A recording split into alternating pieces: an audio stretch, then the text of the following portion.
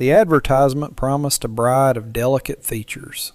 Arthur Finch had read the words so many times the paper was soft as flannel, the ink blurred by the sweat of his own anxious hands. He had paid the passage, sent the correspondence through a man in San Francisco, and pictured a woman like a porcelain doll, small and quiet, to arrange beside him in his meticulously ordered life. He ran the Harmony Creek Mercantile, a place where every sack of flour and bolt of cloth had its proper place. His life was a ledger, and this woman was meant to be the final, satisfying entry. But the woman who stepped down from the freight wagon was, to his profound dismay, taller than he was. She wore a dress the color of a poppy in full bloom, a startling slash of red against the dun-colored dust of the Montana street. Her hair was a coil of black silk, her face pale and composed, but it was her height that struck the waiting crowd dumb. She stood a full head taller than Arthur, her posture as straight and unyielding as a lodgepole pine. She held a single, battered suitcase in one hand, its leather corners worn through to the wood beneath. Arthur Finch felt a hot flush of humiliation creep up his neck. He could feel the eyes of the town on him, the smirks from the loafers on the saloon porch, the pitying glances from the women who had always found him too particular, too small in spirit and in stature. "You are Miss May?" he asked, his voice tight. The woman inclined her head. Her gaze was direct, unwavering. "I am. You are Mr. Finch." It was a statement, not a question. Her English was clear, accented but precise. "There has been a mistake," Arthur said, loud enough for the onlookers to hear. He needed them to know this was not his failing. The agent was specific. I was specific. The agreement was for a different sort of arrangement. May's expression did not change, but something in her eyes, a flicker of understanding, tightened. She said nothing. Her silence was more unnerving than any protest. She simply waited, her grip on the suitcase handle the only sign of tension. "I cannot honor this," Arthur declared, his voice rising in pitch. "This is a deception, a fraud." He turned his back on her, a sharp, dismissive motion, and marched back toward the safety of his store, the bell above the door jangling furiously as he disappeared inside. And so May was left alone on the dusty street of Harmony Creek, a town she had traveled 5,000 miles to reach. The wagon that brought her rumbled away, leaving her in a cloud of dust and silence. The crowd began to disperse, muttering amongst themselves. She was a spectacle, a curiosity, a problem that belonged to no one. From the shade of the saloon porch, Caleb Thorne watched the whole miserable display. He'd seen men be cruel in 100 different ways, with a gun, a rope, a brand, but there was a special kind of meanness in public humiliation. He was a quiet man, his face weathered by sun and wind, his eyes the pale, washed-out blue of a winter sky. He was known in Harmony Creek as a man who kept to himself, a gunslinger by the low-slung holster on his hip, though no one had ever seen him draw the weapon. He came and went, earning his keep with odd jobs that required a strong back or a steady hand, never staying in one place for long. He watched May. He saw what Arthur Finch and the rest of the town saw: her height, her foreignness, the shocking red of her dress. But he also saw the straightness of her spine. He saw the way she held her head up when the whispers started. He saw a woman stranded and abandoned, who refused to crumble. While others saw a mistake, an object to be returned, Caleb saw a kind of strength he recognized, for it was a mirror of his own lonely resilience. He took a slow drink from his glass of water, the ice long since melted, and made a decision. It was a foolish decision, the kind he had spent years learning to avoid, but he made it all the same. He pushed himself off the rail, and started across the street. The first 2 days were a slow, grinding misery for May. She had a little money, coins sewn into the hem of her travel dress, but she knew it would not last. The hotel clerk, a man with a drooping mustache and suspicious eyes, told her they had no rooms for unescorted women. Mrs. Gable, who ran the town's only boarding house, took one look at her and declared she was full, though May could see empty rocking chairs on the porch. Arthur Finch had done his work well, painting her as a liar who had come to trick a good man. She spent the first night in the livery stable, hidden in an empty stall, the smell of hay and horses a strange comfort. She ate the last of the dried plums she had carried from California and tried not to think of the long journey ahead of her, or the even longer one behind. She had not lied.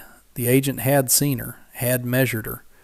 Perhaps he had not written it down. Or perhaps Arthur Finch had only seen the words he wanted to see. By the third day, a new kind of trouble started. 2 local ranch hands, emboldened by drink and the town's collective disapproval, decided she was fair game. They cornered her behind the blacksmith's shop, their grins wide and ugly. "Look what we got here," the taller one said, blocking her way. "All alone, little flower?" May stood her ground, her suitcase held in front of her like a shield. "Please let me pass." "Not so fast," the other one chuckled, reaching for her arm. "Mr. Finch didn't want you, but maybe we do." Before his fingers could touch her sleeve, a shadow fell over them. Caleb Thorne had moved with a silence that was startling. He had not drawn his pistol. He did not need to. His presence was enough. "The lady asked you to let her pass," he said. His voice was low and even, without a trace of threat, which made it all the more menacing. The ranch hands turned, their drunken confidence faltering. They saw the worn grip of the Colt peacemaker, the cold steadiness in Caleb's eyes. They were bullies, not fighters. "This ain't your business, Thorne," the first one blustered. "It is now," Caleb replied. He didn't move, didn't raise his voice. He simply waited. The 2 men exchanged a nervous glance, then shuffled their feet and backed away, muttering curses under their breath. They disappeared around the corner, leaving an abrupt silence. May looked at Caleb, her heart still hammering against her ribs. She had seen him before, watching from the saloon porch. She had assumed he was like the others. "Thank you," she said, her voice steady despite the tremor in her hands. He gave a slight nod. "They won't bother you again." He looked at her, truly looked at her, and saw the exhaustion etched around her eyes. He saw the faint smudges of dirt on her cheek. "You haven't eaten," he stated. It wasn't a question. He led her to the small diner at the end of the street. The place fell silent when they walked in. Every eye turned to the strange pair, the quiet gunslinger and the tall Chinese woman in her red dress. Caleb ignored them, guiding May to a booth in the corner. He ordered 2 plates of steak and eggs and a pot of coffee. They ate in silence at first. May was too hungry to speak, and Caleb seemed to have no need for words. But as the warmth of the food spread through her, something of her composure returned. "Why did you help me?" she asked, setting down her fork. Caleb considered the question. "I don't hold with men ganging up on a lone woman." He looked out the window at the dusty street. "This town, it's not a bad place, but it's scared of anything different." "I am different," May said, a simple fact without bitterness. "So am I," he answered, and his eyes met hers. For the first time, she saw past the hardened exterior to the deep well of loneliness inside him. It felt familiar. He learned that her English came from missionaries in her village, that she had studied books and maps of America, dreaming of a place where a woman's worth wasn't measured by the smallness of her feet or her deference to a husband.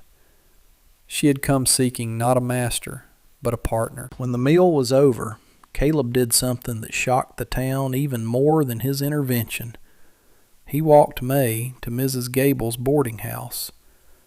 The stout woman came to the door, ready with another excuse, but stopped when she saw Caleb standing beside May. "She needs a room," Caleb said. "I'll be paying for the week." He placed a stack of silver dollars on the small table by the door. The coins made a solid, definitive sound. Mrs. Gable's eyes flickered from the money to Caleb's face to the gun on his hip. Her business sense warred with her prejudice, and business won. She swallowed hard and nodded. "The room at the top of the stairs. It's small." "It will do," May said, her voice firm. She did not yet know that Caleb's act of kindness had just drawn a new, more dangerous line in the sand. By tying her fate to his, he had made her a target for enemies she could not yet see. A telegraph arrived for him the next afternoon. The young man who delivered it looked at Caleb with a mixture of awe and fear, and all he said was, "It's from Cheyenne." Caleb read the slip of paper, and a grim, familiar tightness settled in his jaw. His past was not as buried as he had hoped. Caleb had a small cabin he rented at the very edge of town, little more than a single room with a stone fireplace and a narrow cot. It was a place meant for leaving, not for living. A few nights after securing May's room, he invited her there for supper. He wanted to talk to her away from the prying eyes and straining ears of Harmony Creek. He wasn't a fine cook, but he could grill a piece of venison over a fire and boil potatoes. When May arrived, the small cabin was clean, the floor swept, and a bouquet of wild prairie flowers sat in a tin can on the rough-hewn table. It was a gesture of such simple, unexpected gentleness that it made her throat tighten. As they ate, the sun set, painting the sky in strokes of orange and purple. The quiet of the evening settled around them, a stark contrast to the constant scrutiny of the town. "You should not have paid for my room," May began, breaking the comfortable silence. "You have made the town talk." "Let 'em talk," Caleb said, his voice a low rumble. "Talk is cheap. A roof over your head is not." He looked at her across the table, the firelight catching the gold threads in her red dress. "Why did you really come here, May?" May set down her fork. She looked at her hands, then met his gaze directly. "In my village, a woman who is too tall is considered unlucky. Bad fortune for a husband's family. My own family loves me, but they could not find a match for me. There was famine. The letters from America. They spoke of land, of opportunity.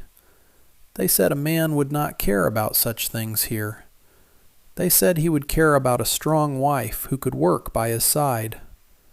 Her voice was clear, factual. "The agent in San Francisco assured me Mr. Finch understood. He said he was a man of business, and this was a business arrangement." "He's a man of pride," Caleb corrected gently. "And his is as small and fragile as he is." A small, sad smile touched her lips for the first time. "It would seem so." She hesitated, then asked, "And you, Mr. Thorne? What brings a man like you to a quiet place like Harmony Creek?" Caleb was quiet for a long moment, staring into the fire. "I'm tired," he said finally. "Tired of my own reputation." He pulled a worn leather wallet from his coat and took out a small faded photograph. It was a daguerreotype of a man, a woman, and two small children, their faces stiff and serious for the camera. "My family. They were homesteaders in the Kansas Territory. A dispute over a water right. It turned ugly. A land baron hired men. I was young. I thought a gun made me a man." His voice grew rough with memory. "It didn't. It just made me an orphan." He had spent the next 10 years earning the name that now followed him, the name whispered on the telegraph wires. He was fast, he was deadly, and he was for hire. But the money never settled the ghost of his family. It only dug their graves deeper in his memory. "I came here looking for quiet," he finished. "A place where nobody knew my name."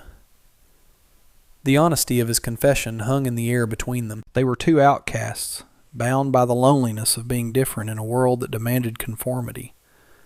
In that small, firelit cabin, they were not a gunslinger and a rejected bride.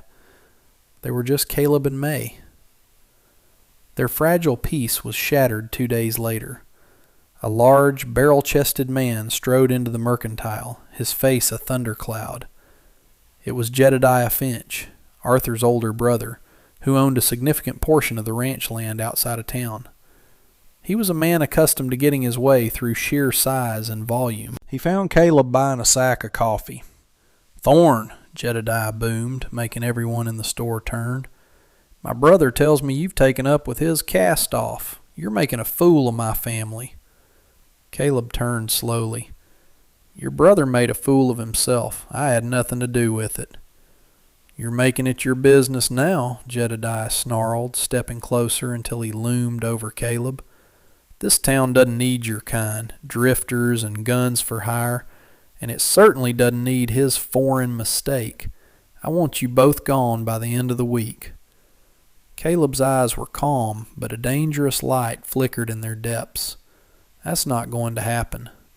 "It is," Jedediah insisted, poking a thick finger into Caleb's chest, "or I'll have the marshal run you out on a rail." Caleb didn't flinch. He simply looked down at the offending finger, then back up at Jedediah's face. "You go and get your marshal," he said, his voice soft as dust. "But you should know, the telegraph works both ways. I sent one to the territorial capital this morning about certain discrepancies in the land deeds filed at this store.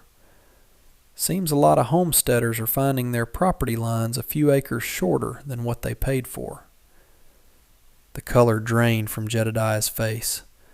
Arthur, who had been watching from behind the counter, looked horrified.